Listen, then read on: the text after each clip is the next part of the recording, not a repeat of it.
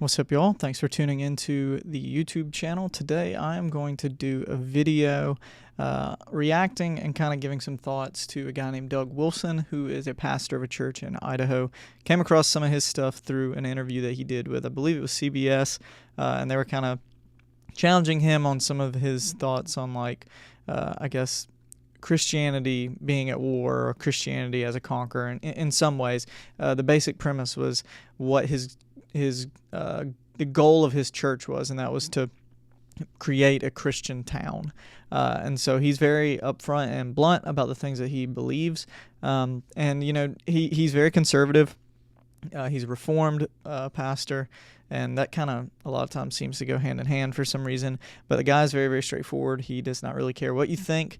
And I wanted to kind of give an introduction to who he is before I kind of react to, I think they have a piece of content coming out through his publishing company called Canon Press. So yeah, let's get into this. Let's look at this. So Doug Wilson this is him. And just to kind of give you an idea of like what all his attitude is, this kind of like right here. The reason I can have a conversation with you is because you're not woke. if you were woke, we wouldn't be talking. Okay. The reason I can have So obviously he's not with the wokeness. I saw this article as well recently through the Roy's report.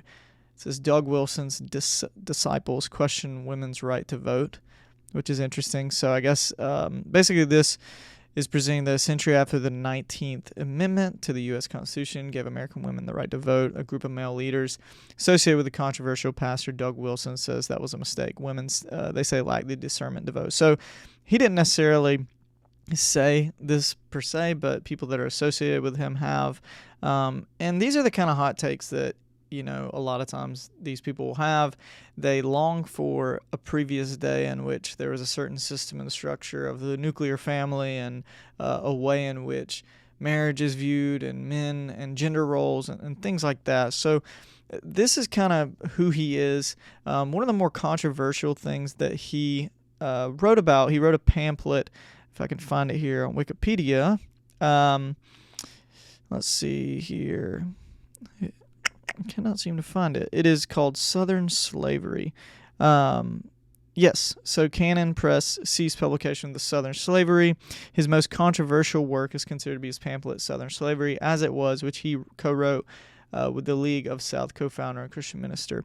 In that, he wrote, slavery produced in the South a genuine affection between the races that we believe we can say has never existed in any nation before the war or since. So, like I said, there's some hot takes here. So this is who he is. It's kind of his attitude.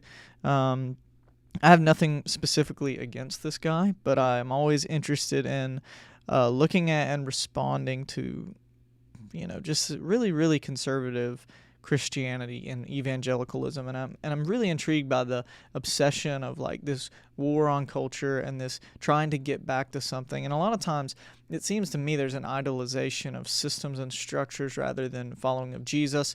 And I guess maybe I have different landing points of what it means to follow Jesus and what it means to reflect that. I don't think that my faith necessarily is one of one that has to be won or defended.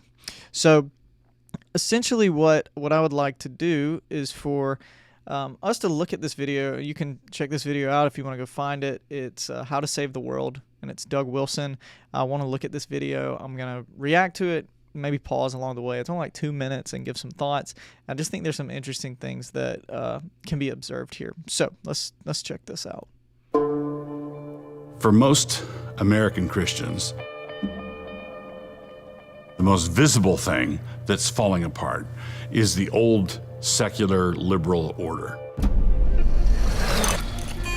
This is something that sort of took root the late 19th century, and the seeds of its destruction were sown in the sexual revolution beginning in the 60s. So, like I said, there's kind of this, you know, desire to see what was certain structures and things within the family, gender roles. And you'll kind of see here in this video a highlight of, and it seems like specific things are highlighted as the reason why the world is falling apart. So we'll kind of continue. and we started to bear fruit in our time. We got cancer earlier. We're in stage 4 now. And I'd like to kind of rewind a little bit and just, you kind of see here this, if you notice who's being targeted as why everything is bad. I mean, gay rights, trans rights. He calls it cancer. We got this cancer. So I do find it interesting that is at the forefront of this. A specific group of people who he believes is in sin. And I know there's a lot of evangelicals that hold that. So I do think that's interesting. So let's kind of continue on. Our time. We got cancer earlier. We're in stage 4 now. And the patient is about to die.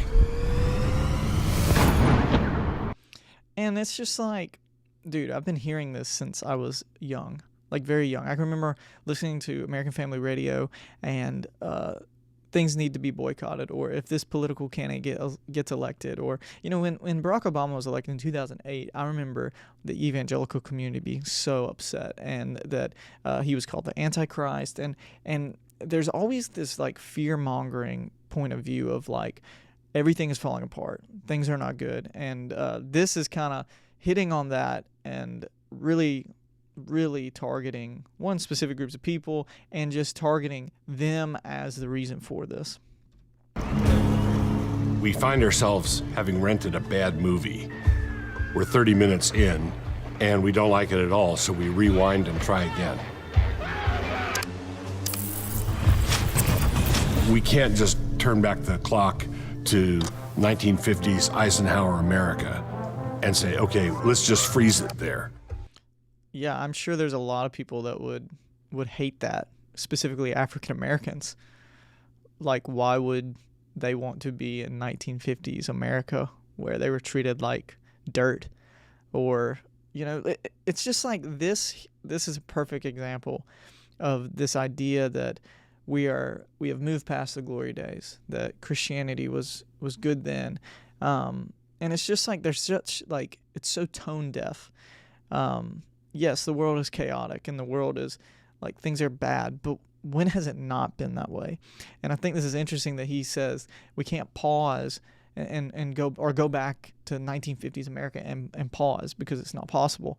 And I find that really interesting because it's just, like I said, it's tone deaf. It's not thinking about the perspectives of people who actually were suffering during that time period. Just because this time period gave privilege to white men mostly and Christians doesn't mean it was a time period that was good or peaceful or even one that was presenting Jesus in an accurate way. The logic of our current rebellion was already at work, and the culprit is this dogma of secularism, that we can be good and right and decent and freedom-loving without Jesus. That's simply not the case. Christians have been told over and over and over, we've evolved, we've progressed to this point where a religious foundation for us here in the modern world is simply unthinkable. It's simply impossible. I'd say, well, it's still a free country. Watch me think it. And again, what did gay people do to you? He is continuing. This is the third or fourth time he has shown just a group of what about the insurrection? Why don't you show a video of January 6th? That's pretty chaotic. That's pretty brutal. But it seems to be this same thing, the same recurring thing. It's targeting specific people, and it seems to me it's more of discrimination than disagreements with lifestyle. Collapse of secularism should show us that we can't go back to a pretended neutrality. We don't want to. Why would people want to go back to this? We have to realize it's Christ or chaos. And if you will not have Christ, you are embracing the chaos. The world. Okay. Yeah. So, again, it is very clear that there is like an agenda behind this video. And, if Doug Wilson sees this and I'm completely wrong, that's fine. But were these not the kinds of people that Jesus was with? The outcast, the excluded, the tax collector. We continually see in the Gospels Jesus being with people who were not approved in society. And I think that there's just this continued war that's being placed upon people rather than this presentation of love that is Jesus. And in this video is this idea that if we're going to bring back what was good, and he refers to this certain time period of the 50s, or I just don't understand how that is synonymous with Christianity or Jesus. Will not have Christ, you are embracing the chaos. The world needs saving. The answer has been given to us in the gospel. We have that answer. And so what are we to do? Well, we're to save the world.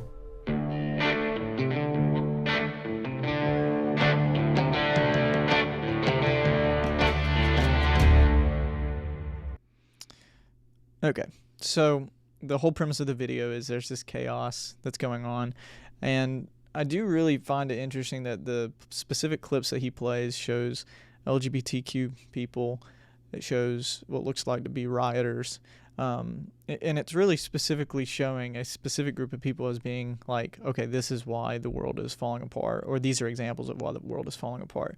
And I don't disagree with his message at the end of there is this need for Jesus to be presented to people, but I think what a lot of people struggle with, and people that are leaving the church, and people that see things like this and they're like, this doesn't make sense. I think what they're struggling with is not necessarily principle, but methodology. So principle is, I believe in Jesus. I believe that Jesus presents a way of life that brings about hope and peace and life to people. I believe that Jesus lived in a way that invited the people that were excluded. He invited the people that were broken. He invited the sick. He invited the outcast. And his methodology was one of, I feel like, bringing about peace. Whereas this methodology that is presented in this video and presented and even that Twitter video I showed earlier where he was like, the reason I'm talking to you is because you're not woke. Well, you are automatically completely shutting off a group of people from presenting who Jesus is to, because they disagree with you politically and socially and culturally. And the issue is why can't people disagree and still love people? And this is on both sides, and I specifically am targeting this one video because I did not like the way that this was presented, and I believe in the principle that we need to bring Jesus to people and the love of Jesus to people, but the methodology in this video presents this manner and this way that is one that I don't think is helpful. And I think that this is a prime example of a tone deafness and a thing that is not showing people who Jesus really is, but it is showing someone's viewpoint and opinions, and that we have to win this war or everything's going to fall apart. Well, I do think maybe in the trailer that he is definitely trying to get some clickbait so that people will check out his content. I understand that, but I don't quite understand the methodology here. I just wanted to react to this because I thought it was kind of interesting, and I found it to be troubling. And I guess what we need to kind of understand is that what we have going on right now is a huge divide politically and socially and in Christianity. And the thing that I am challenged with every day is the question of, do I care what my opinions are more than I care about how I love people like Jesus did? And I don't really feel that Jesus would use a specific group of people or use examples of people as reasons to show that they're the reason that things are falling apart. And I don't think that Christianity is this war to be won. So, Doug Wilson, I'm sure, is a very smart person, a lot of intellect, and he doesn't care what you think. That's, I guess, commendable in some ways. But this attitude and this approach is exactly why people are turned off to Christianity, and exactly why people do not care what people like Doug Wilson have to say, because here's the thing. Most of the people that agree with him are already Christian, and they're already in that camp, and they already believe and view what he views to be true. And so the methodology that he uses and the methodology of this kind of attitude does not do much to bring new people into the family of God or the kingdom of God, in my personal opinion.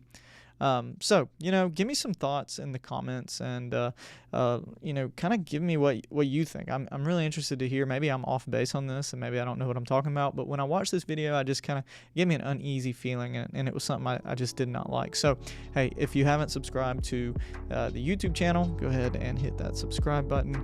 Like this video, share it with somebody. You can check our podcasts out on the YouTube channel, or you can check them out on Apple and Spotify and other streaming places. Until next time, I am Blake. Thanks for checking out the video.